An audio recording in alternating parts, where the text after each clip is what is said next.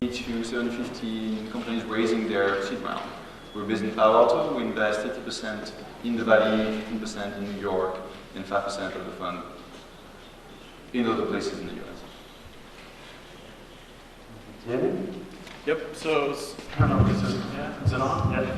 So my name is Tim Young. A lot of you guys heard me speak a little bit earlier. I'm an angel investor as well as a limited partner in a couple small venture funds. And I currently have 7 investments, 4 still under stealth and 3 are open.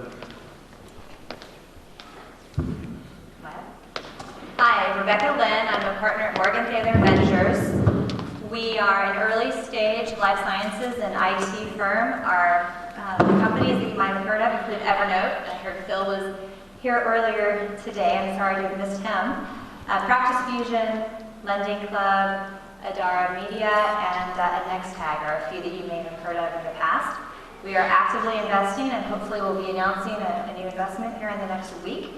And I'm happy to be here today. I'm George and I'm usually late. It's true. For once you're early. This would be on time. I'm late even when I'm early. Any companies you're invested in that you might have heard of?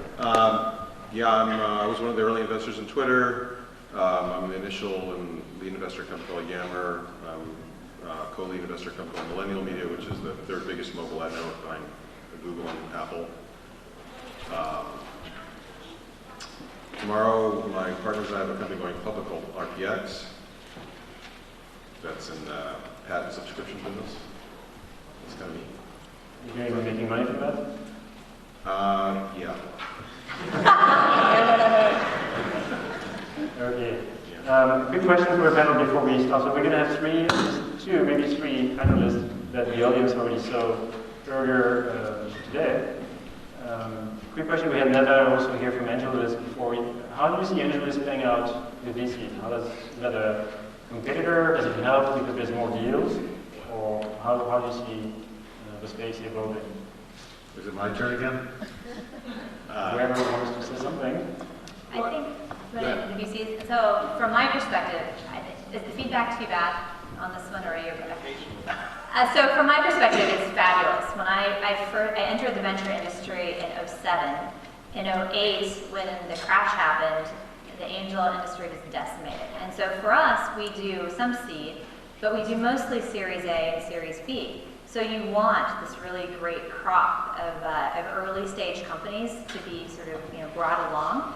So the more early stage companies that there are, the better the venture environment overall. So I think it's fabulous. Anyone else? I think it basically gives entrepreneurs an ability to reach a vast network of angel investors.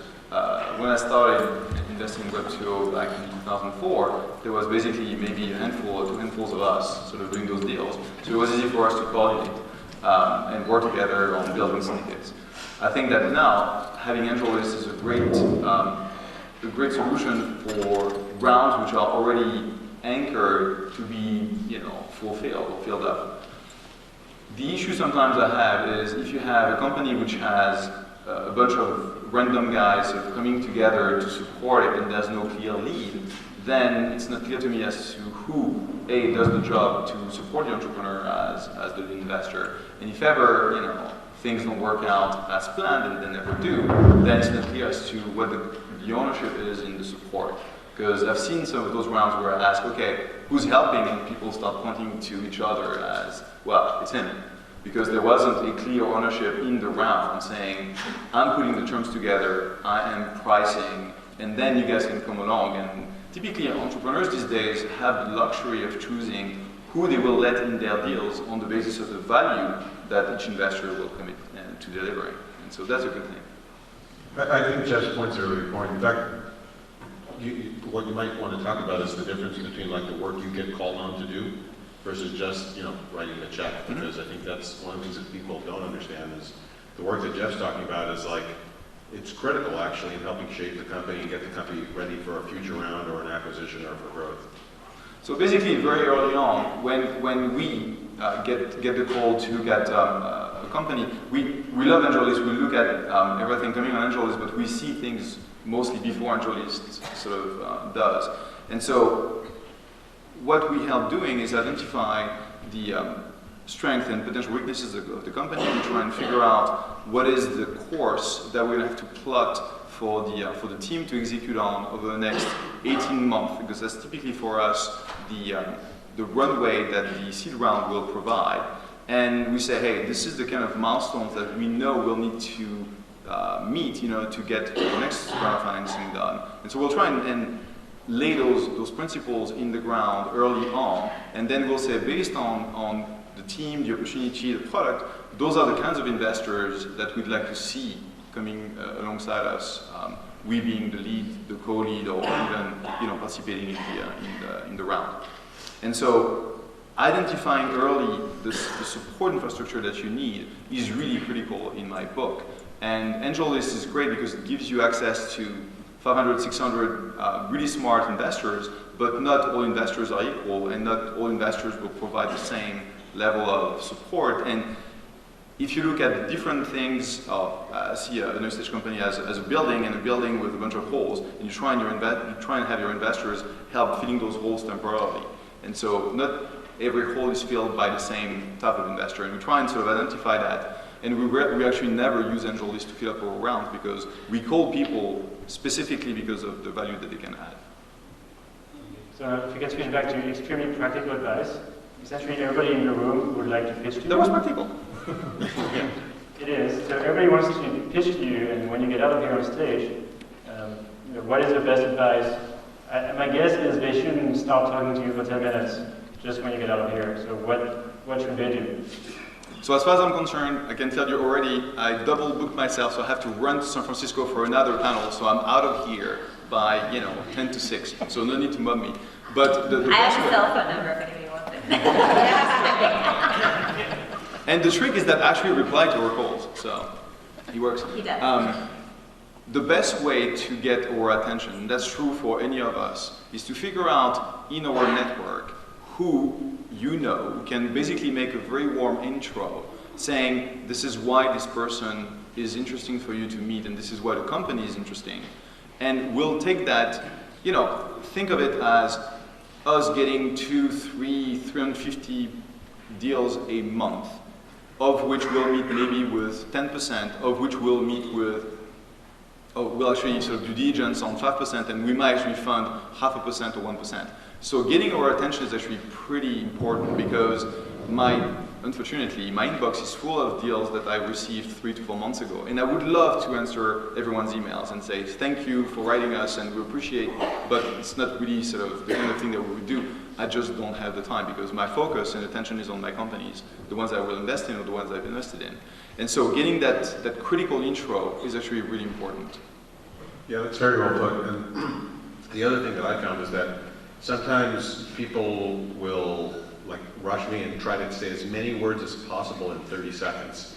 And I never remember anything of what any of those people have ever told me in 15 years of investing experience, ever. So that's like a critical mistake. I'm not going to understand what you're going to try to tell me in 30 seconds at a presentation or at a conference or at any public place.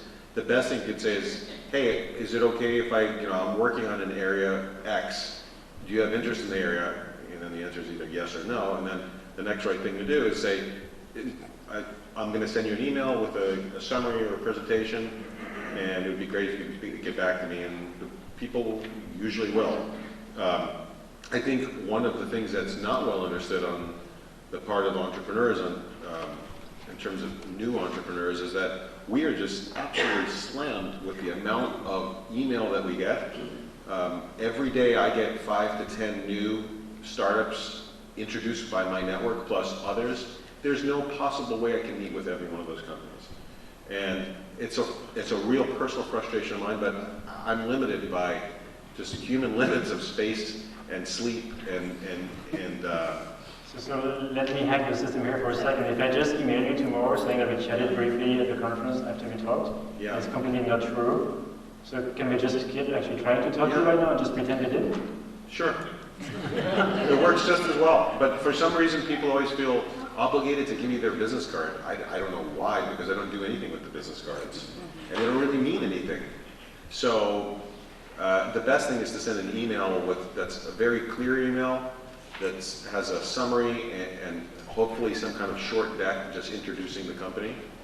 And then either the investor is interested in the idea or they're not. And if they're not, you should move on and talk to someone else. Well, and the key thing too is do your homework. When I will pay attention to a deal is when they said, oh, I saw this blog post you wrote on financial services or healthcare IT, or getting introduced from somebody at one of our portfolio companies is, I think, by far the best way. It doesn't have to be the CEO, right? We know a lot of other people in our portfolio companies, and having that just introduction, it doesn't have to be the CEO, it doesn't have to be another VC, but somebody in our network. And then finding, this is true of any networking, finding a common connection point is so important. I just met somebody out in the hallway and I talked to him for probably 20 minutes. He happens to be from Missouri working with Kaufman, which is where I started my career. So it was interesting, and that commonality or that connection point to get somebody to sort of talk to you and hear you out, I think is really very important. And it doesn't have to do with exactly what we're investing in, but some point where we have a common ground to discuss things in any scenario is very important. And then the other thing too, just one step beyond that, is when we do want to talk to you, show us what you're doing quickly. We see so much, and it's just rapid fire. If you have to explain the market opportunity to us for 10 slides or even 5 slides, we're not going to invest in the deal, right? You have to have a shake in your head and just get to the demo and get to what you're doing to solve the problem. If we have questions, we can work backwards from that. But I think you want to get to that very, very quickly. And I see so many people want to kind of walk us through this painstaking, here's the problem, here's the market, here's the opportunity, and we want you to get to the punchline, and we'll work backwards.